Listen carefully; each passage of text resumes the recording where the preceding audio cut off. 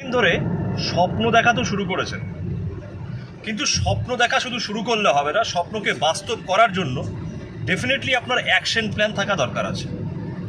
কিন্তু বলে রাখি, আপনি আপনার স্বপ্নকে যদি ধরে রাখতে পারেন তাহলে অ্যাকশন প্ল্যান জোর জবরদস্তি আপনাকে করতে হবে না।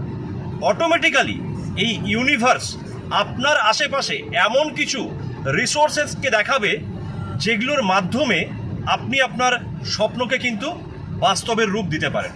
শুধু টিকে থাকুন আপনার স্বপ্নের উপরে বেস করে, জাস্ট গিভ আপ করবেন না, ছেড়ে বেরিয়ে যাবেন না।